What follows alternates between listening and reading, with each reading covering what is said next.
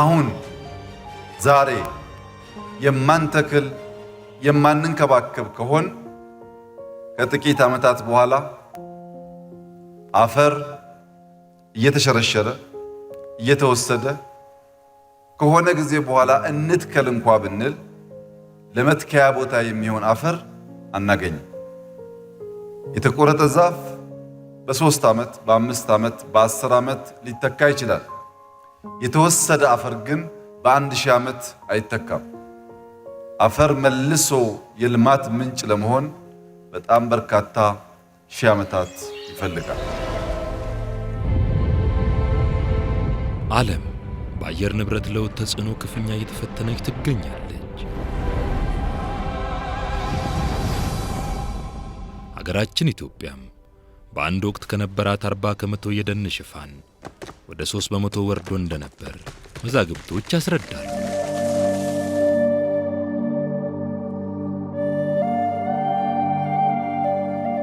በዚህ ዘላቂ ያልሆነ የተፈጥሮ ሀብትና መሬት አጠቃቀም ምክንያት የብዝሃ ሕይወት መመናመን፣ የመሬት መደህየትና ምርት መቀነስ፣ የውሃ አካላት በደለል መሞላትና መጠን መቀነስ እንዲሁም መጥፋት ማህበረሰባችንን ለከፋ ድርቅ፣ ለጎርፍ፣ ለምግብ ዋስትና ችግር ተጋላጭ እንዲሆን አድርጎታል። በመሬት መራቆት ምክንያት በርካቶች ተሰደዋል፣ ከቤት ንብረታቸው ተፈናቅለዋል፣ የሚበሉት አጥተው ለረሃብ ተጋልጠዋል። ለሰው፣ ለእንስሳት፣ ለአዋፋት፣ ለአራዊቱ ፈተናም ሆኖ ዘልቋል።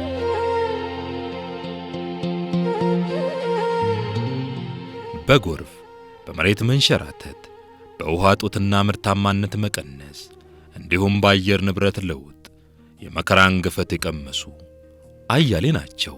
ኤፍኤኦ ባደረገው ጥናት በአመት እስከ 100,000 ሄክታር የተፈጥሮ ደን እንደሚጨፈጨፍ፣ ከዚህ በተነሳ የደን ሽፋናችን 2.7% ብቻ እንደሆነ ነው የሚያመለክተው። ይሄ እንግዲህ ጦሱ መዘዙ ብዙ ነው።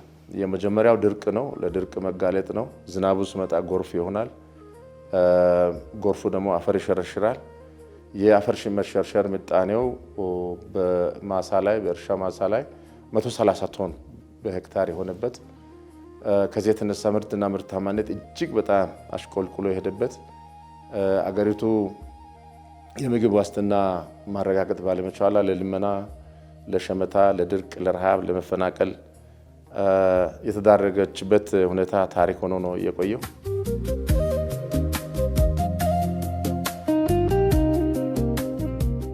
የዘመናት ችግር መፍትሄ ያገኝ ዘንድ የሕዝቡን ኑሮ ካለበት ደረጃ ማሻሻል የሚችል የአረንጓዴ አሻራ መርሃ ግብር በኢፌዴሪ ጠቅላይ ሚኒስትር ዶክተር አብይ አህመድ ሐሳብ አመንጭነት በ2011 ዓ.ም ተግባራዊ መሆን ቻለ። በዛው ዓመትም 40 ዛፎች በነፍስ ወከፍ በሚል መሪ ቃል 4 ቢሊዮን ችግኞችን ለመትከል በማቀድ ወደ ተግባር ተገባ።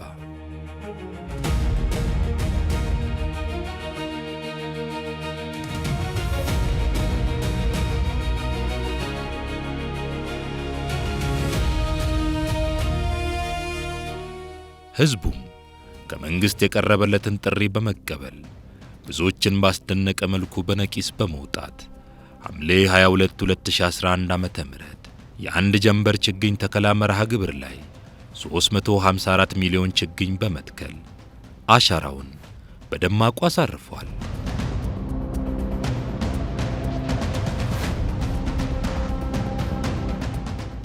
በዓመቱ መጨረሻም 4.7 ቢሊዮን ችግኞችን በመትከል ከዕቅድ በላይ ማሳካት ተችሏል።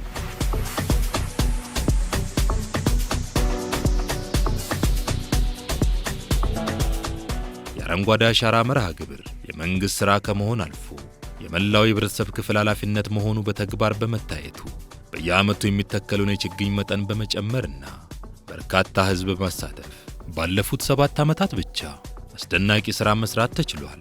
በዚህም ኢትዮጵያ ለአየር ንብረት ለውጥ የሰጠችው ምላሽ የዓለም አቀፉን ማህበረሰብ ቀልብ መግዛት ችላለች። ይሄ ኢትዮጵያ ትላልቅ ነገር አስባ፣ ትላልቅ ነገር ተልማ፣ ትላልቅ ነገር አቅዳ ህዝቦቿን አስተባብራ ማሳካት እንደምትችል ለኛም ለሌሎችም ማሳያ ነው።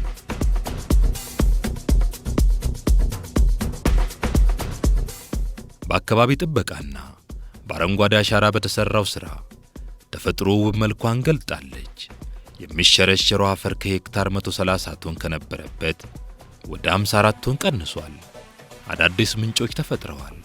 ደርቀውና ጠፍተው የነበሩ ምንጮች ዛሬ ላይ ወደ ቀደመው ውበታቸው ተመልሰዋል። ለአብነትም የአሮማይ ሐይቅ ትልቁ ማሳያ ነው።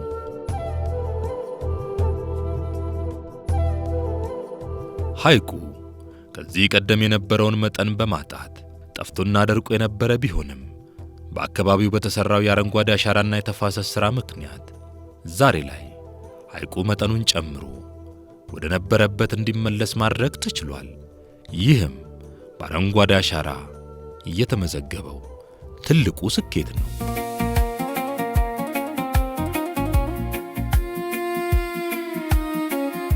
የአረንጓዴ አሻራ መርሃ ግብር እንደ ሀገር ያለው አስፈላጊነት ባያጠያይቅም እንደ ድሬዳዋ ላሉ ሞቃታማ ስፍራዎች ግን ጥቅሙ ላቅ ያለ ነው።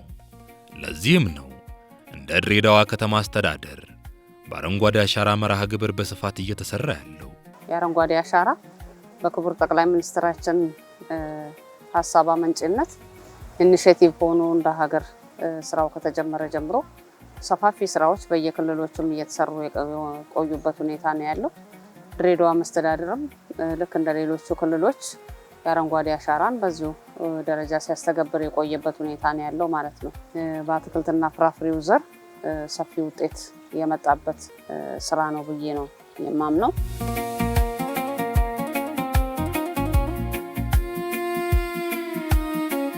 ለወጣቱ ዑመር አብዱላሂ ሕይወት ትላንት ከነበረችበት ዛሬ ይልቁን ተሻሽላለች። ከዚህ ቀደም በቀን ሥራ የተዳደረ የነበረው አብዱላሂ ዛሬ ላይ በአረንጓዴ አሻራ በተከላቸው ለምግብነት በሚውል የፓፓያ ተክሎች ምክንያት ምርት በመሰብሰብ የሚመኘውን ሕይወት መኖር ጀምሯል። እዱ ጉደቴ ኢሻራ መገሪሳ ድሮ ወነ ተከጅጅረ መንጅሩ ኑቲ ዋን ደለኝ ወላለ ጅሬኛ ከኛ የአረንጓዴ አሻራ ከመምጣቱ በፊት ኑሯችን እንደ ዛሬ አይደለም። አረንጓዴ አሻራ ከመጣ በኋላ ግን የተለወጠ ሕይወት ውስጥ ነው ያለነው። የፈለግነውን በልተን ከመኖር ባለፈ ገንዘብ መቆጠብ እንድንችልም አድርጎናል።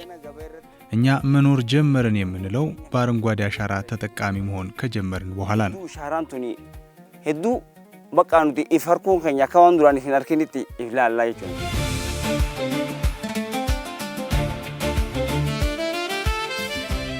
የአረንጓዴ አሻራ ሐሳብ ቀጥታ ለኔ ሕይወት ታስቦ ነው የመጣው የሚለው ዑመር አብዱላሂ የነበረበትን የሕይወት ውጣ ወረድ ጠንክሮ መስራት ችግርን ድል አድርጓል።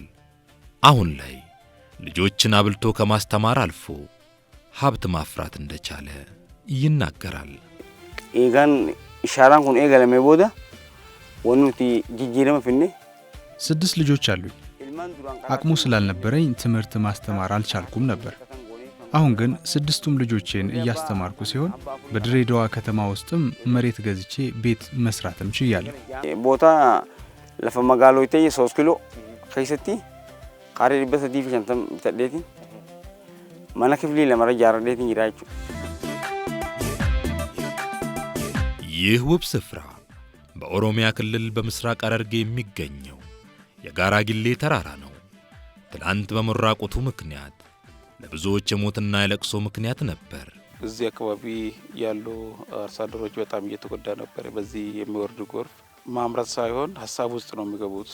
ለምን በጎርፍ ከብቱም ሰውም ንብረቱም ስለሚበላሽ በጣም ትልቅ ችግር ነበረ። ይህንን ተፋሰስ ከተሰራ በኋላ ትልቁ ነገር መጀመሪያ ያቆመው ያ ጎርፍ ነው። በተፋሰስና በአረንጓዴ አሻራ በተሰራው ሥራ አስደናቂ ለውጥ ማምጣት ተችሏል። ተራራው ላይ የተተከሉ ችግኞች ጸድቀው በማደጋቸው በ3 ዓመታት ጊዜ ውስጥም ሙሉ በሙሉ ገጽታው ሊቀየር ችሏል። ዛሬ ላይ ጋራ ጊሌ የብዙዎች እንጀራ ሆኗል። አካባቢውም ወደ ማራኪ ስፍራነት ተቀይሯል። ምንጮች በአካባቢው ተፈጥረዋል። በስፍራው ወጣቶች በመደራጀት በከብት እርባታ፣ በንብ ማነብና በሌሎች ዘርፎች ላይ በመሰማራት ገቢ ማግኘት ችለዋል። ድሮዋን ለፍቶን መርገ ተከለኝ ቀቡ በሮብኒ ሰሚው ጋር ወቤ ቢፈሰም ቢሆን አካቲቲ አንገላ ቡዬ ሀላ አዋሰናን ወጀር ጅሩሌ ሜዳ ቱሬ ቀድሞ ይህ አካባቢ ባዶና ገላጣ ነበር። ሳርም ውሃም አልነበረም። በአረንጓዴ አሻራ ምክንያት ቦታው ከተመለሰ በኋላ በዚህ ስፍራ ተደራጅተን ከብቶችን በማርባት ተጠቃሚ ሆነናል። የዚህ አካባቢ ነዋሪም ከዚህ ቀደም ቦታው የተራቆተና አደጋ የሚያደርስ የነበረ በመሆኑ አካባቢውን ለቆ ይሰደድ ነበር። አሁን ቦታው በአረንጓዴ አሻራ በመሸፈኑ ዝናብ በወቅቱ ማግኘት እንድንችል አድርጎናል። ከዚያም ባለፈ ንብና ከብቶችን በዚህ ስፍራ ማርባት በመቻላችን አርሶ አደሩን ተጠቃሚ አድርጎታል። ቡዋንሳ ወንኒታዬ ቡዋንሳ ዋባየር አርጋታ ይራችሁ። ከዚህ በፊት ማንም በዚህ አካባቢ መኖር አይፈልግም። ወደ ሌላ አካባቢ መሄድ ነበር የምንፈልገው። አሁን ግን አካባቢያችን ተለውጧል። የሥራ ዕድልን በመፈጠሩ በከብት እርባታና በንብ ማነብ ተደራጅተን እየሰራን ገቢ ማግኘት ችለናል። ከዚህም የተነሳ ኑሯችን መለወጥ ችሏል። መኒኔ ሲራፍ እየተማ ጅራችሁ ቢሻንሌን ሮምኒ ዱራን የሮኔ ገኔ አማ የሮ የገታ ኑሮ ባይራይ ውሃ በስርዓተ ምህዳሩ ተስተካክሎ በተፈጥሯዊ መንገዱ ወደ ታችም እየሰረገ ወደ ወንዞች እንዲፈሱ አድርገ ጋላቢ ወንዞች ስርዓት እንዲይዙ የተስተካከለ ውሃ ፍሰት እንዲኖር ከፍተኛ አስተዋጽኦ አድርጓል። ድምር ውጤቱ ምርትና ምርታማነት አድርጓል። በሲዳማ ክልል በዳሌ ወረዳ የሚኖሩት አርሶ አደር ውዴ ጉዬ ረጅም ዓመታትን አስቆጥሮ ፍሬ ከሚሰጣቸው አቮካዶ ዝርያና ከዓመት አንዴ ብቅ ከሚለው በቆሎ በስተቀር ማሳቸው ለዕለት ጉርሳቸው እንኳን በተገቢው የሚደርስ ምርት ነፍጓቸው ሰንብቷል። ድሮ መንገድ ለቅሜ አምጥቼ የተከልኩትን ሎካል አኳቶ ነበረኝ። እንደ ያኛው አይነት አለኝ። እሱን አይቶ ግብርና የዳሌ ግብርና እሱን አይተው ይሄ ዘመናዊ የቅርብ ጊዜ የሚደርሰውን ትወስዳለህ ብለው ስልጠና ሰጡ። ከዛ አኳቶ እትከል ብሎ ሰጡኝ ዘመናዊ ዝርያ።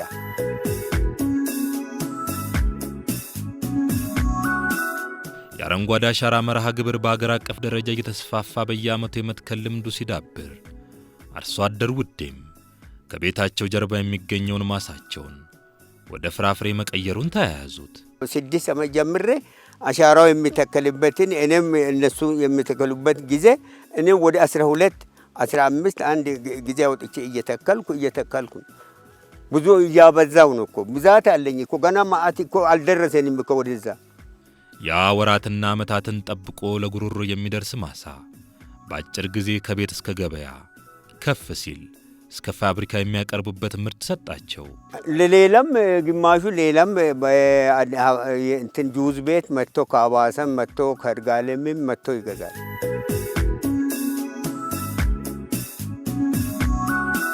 የይርጋለም አግሮ ኢንዱስትሪ ደግሞ ለአርሶ አደር ውዴና መሰል የአረንጓዴ አሻራ ትሩፋት ተጋሪ አርሶ አደሮች ትልቅ የገበያ መዳረሻ ሆነ።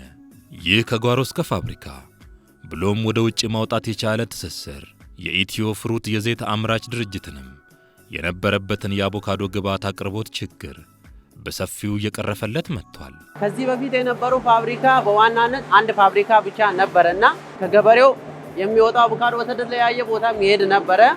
እንዲሁም አካባቢ ላይ እጥረት ነበረ። ነገር ግን አሁን ያ ነገር የተቀረፈ ይመስላልና በአረንጓዴ አሻራ ትልቅ አስተዋጽኦ አሳድሯል ማለት ነው። ኢትዮ ፍሩት በሙሉ አቅም የሚያመርትበትን እድል እንዲያሰፋ ያደረገው የግብዓት አቅርቦት ከፍተኛ የውጭ ምንዛሬን እንዲያገኝና ከ300 በላይ የሥራ ዕድል እንዲፈጥር አስችሎታል።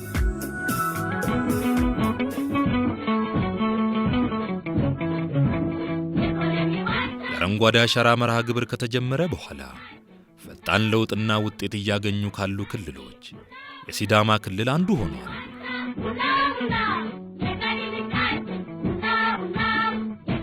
ሂሩት ግርማ በየዓመቱ ችግኝ ተከላን ከሕዝቡ ጋር በመውጣት ከመትከል ባለፈ በጓሮ ያለውን ሸንኮራ በቡና ተክል ቀይረዋለች።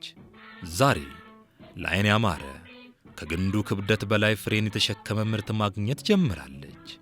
2013 ላይ ሸንኮራ ነበረ። ከዛ 2014 ላይ ቡና ተከል። ምርቱ በጣም አሪፍ ነው። እሸቱ 5 ኩንታል፣ ከዛ በኋላ የደረቀውን 15 ኩንታል አካባቢ።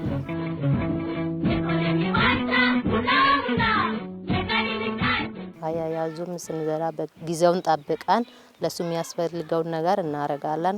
በምንም ቡና ነው የሚሻለው።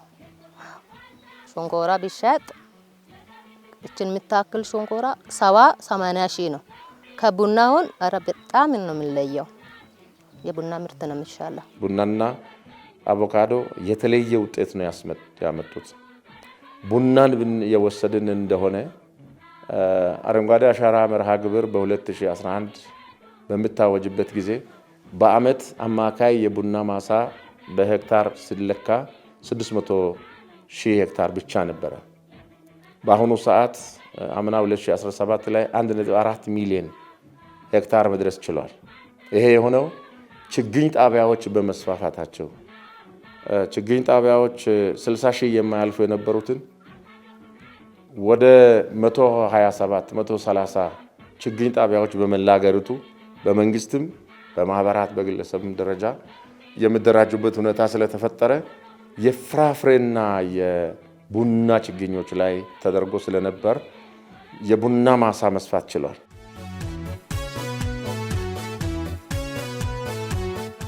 አህመድ ረሻድና ባበይጋ ደርጊቹ በማዕከላዊ ኢትዮጵያ ክልል በምስራቅ ስልጢ ወረዳ አባያ ሙዝ ማህበርን መስርተዋል። በአባይ ሐይቅ ዙሪያ ዓመታትን ያስቆጠረው ባህር ዛፍ በአረንጓዴ አሻራ መርሃ ግብር አይን ገልጡ ዛፍ ነቅሉ ሙዝ ተክለው እንዲያመርቱ አድርጓቸዋል። አረንጓዴ አሻራ የሚለው መጣ። በዚህ ለምን እኛ ተጠቃሚ አንሆንም? ይሄ ሐይቅ ተኝቶ እያለ ይሄ ዳቦ መሬት እያለን በባህር ዛፍ ቆልለን ለምንድን ዝም ብለናል? ባህር ዛፍ ከ15 ዓመት አንዴ ነው ውጤት የሚሰጠው። ይበልጥ ከ20 ዓመት አንዴ ነው ውጤት የሚሰጠው። ያው በቂ ገንዘብ አታገኝበት። ያን ባህር ዛፍ አነሳን፣ ጉድጓድ እንዲቆፈር ተደረገ። በግብርና ትብብር ችግኙ ቀረበልን። ያን ችግኝ ግብርና ባለሙያ እየደገፈን ተከልን፣ ተንከባከብነው። በአንድ ዓመት አካባቢ ደረሰና ፍሬውን የመሸጥ ስራ ገበያ ማፈላለግ ስራ ወረዳውም ዞኑም አገዘን። ፍሬውን የመሸጥ ስራ ተጀመረ። ከዛ በኋላ በጣም ችግኝ መረተ።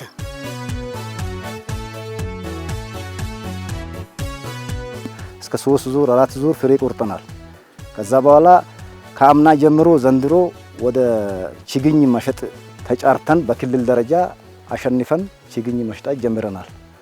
አምና እስከ 8 ሚሊዮን ብር ምናምን አግኝተናል በችግኝ ማለት ነው። ዘንድሮ ከዛ በላይ ነው ያገኘነው። የተፋሰስ ልማትን እጅጉን እንዲጎለብት አቅም የፈጠረው የአረንጓዴ አሻራ መርሃ ግብር በጉራጌ ዞን ጉመር ወረዳ የሚገኙትን ማሬና ሙሸዲን ከድርቅ ስጋት ወደ ምርታማነት እንዲቀየሩ አስችሏቸዋል። ከ7-8 ዓመት በፊት የነበረው ነገር የማይወራ ነው። እንዴት ነው ብትሉ የዛኔ አንዴ ድርቅ አንዴ ምቹ አልነበረም። በቃ ውሃ ለማግኘት እንኳን ለማግኘት አልቻልንበት ጊዜ ነበረ። የተጣለ መሬት እንደውን ቀይ አፈር ነበረ። አንዳንድ ቦታ ስንደዶ የነበረበት ቦታ ነበረ። ወደ ድርቆች ማለት ከብቶቻችን እዚህ ጋር እየሞቱ ውሃ አጥተው ውሃ አልነበረንም። ምክንያቱም አየሩ ጥሩ ስላልነበረ ግብም አያገኙም ነበር። መኖ አሁን በዛኔ በአመት ማይገኝ ሳር በአመት 3 ጊዜ ለማጨድ በቅተናል። ውሃም ከግርጌ ውሃ ምንም ማይገኝበት ቦታ ውሃ አግኝተናል።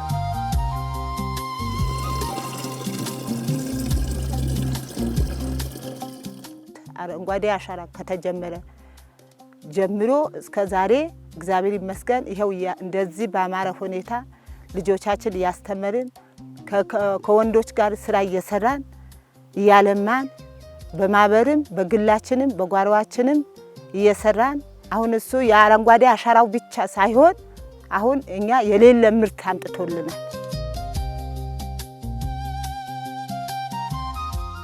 አንድ አርሶ አደር በቢያንስ 100 ችግኝና ከዛ በላይ ሊኖረው ይገባል ብለን በ3 ዓመት ያንን እንዲተክል በአንድ ዓመት 30 በሁለተኛ ዓመት 40 በሶስተኛ ዓመት 30 ችግኝ ተክሎ ቢያንስ 40 ከመቶ በላይ ችግኝ እንዲኖረው እናደርጋለን ብለን ኢኒሼቲቭ ተቀርጾ ነው የተሰራው። ይህም በክልላችን ተጨባጭ ውጤት አስመዝግቧል። ህብረተሰቡም ተጠቃሚ መሆን ጀምሯል።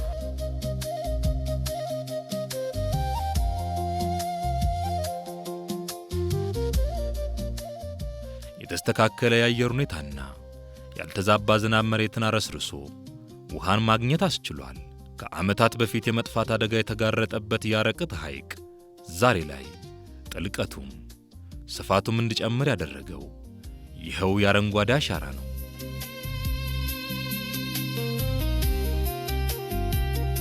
1977ም ድርቅ ገብቷል። የዛኔ ተንገዳግደዋል፣ አልጠፋም።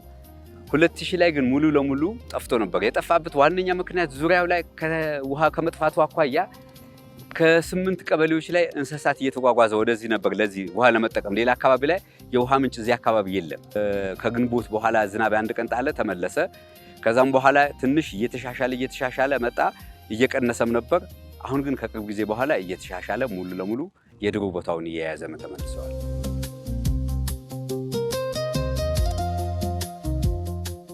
በኢትዮጵያ የሚተከሉ ችግኞች ተገቢውን እንክብካቤ ማድረግ ላይ በተሰጠው ትኩረት ዓመታዊ የጽድቀት መጠን ማደግ ችሏል። ባለፉት 7 ዓመታት ብቻ በአረንጓዴ አሻራ መርሃ ግብር ከ48 ቢሊዮን በላይ ችግኞችን መትከል ተችሏል። በዚህም ምክንያት የደን ሽፋናችን በ2011 17.2 በመቶ ከነበረበት አሁን ላይ ወደ 23.6 በመቶ ከፍ ማድረግ ተችሏል። በዘንድሮ ዓመት ብቻም 8.5 ቢሊዮን ችግኞችን ለመትከል ታቅዷል። ዘንድሮ 8.5 ቢሊዮን ችግኞችን ለመትከል ነው። አሁን እስካሁን ድረስ ባለው ወደ 8.76 ቢሊዮን ችግኞች ተዘጋጅተዋል። እስካሁን 1.5 ሚሊዮን ሄክታር መሬት በተለያዩ ቦታዎች ክልሎች አዘጋጅተዋል።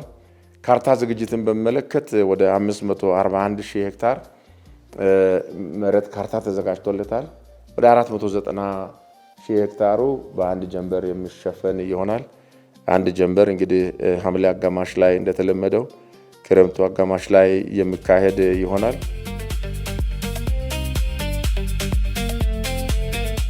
በዚህ በመንግስት በኩል በ18 በ23 በ30 በ48 እየተባለ የነበሩ ግቦች አሉ። ለነዚህ ግቦቻችን የህዝባችን ኑሮ ለመቀየር እንደ አንድ ትልቅ መሳሪያ አድርገን የምንጠቀምበት ነው የሚሆነው።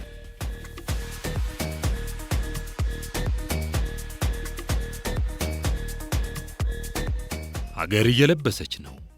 በተጎናጸፈችው ውብ መልክ ድንበር ተሻግራ የብዙዎችን ቀልብ ገዝታለች።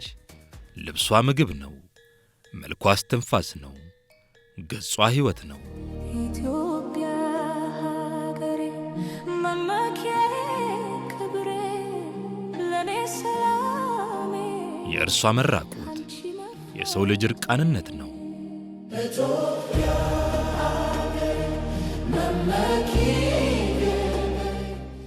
ያቀፈችው ተፈጥሮ መመናመንና መጥፋት ሕይወት ላለ ሁሉ የመጥፋት ምክንያት ነው።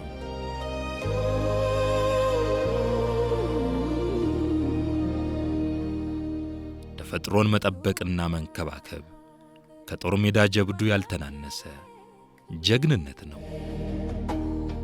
የተፈጥሮ ጸጋ ፈጣሪ ያደለሽ ኢትዮጵያ የተፈጥሮ ሀብቶቿን ትጠብቃለች። ኢትዮጵያ ሀገሬ መመኪያዬ ለኔ ሰላሜ ነሽ ካንቺ መፈር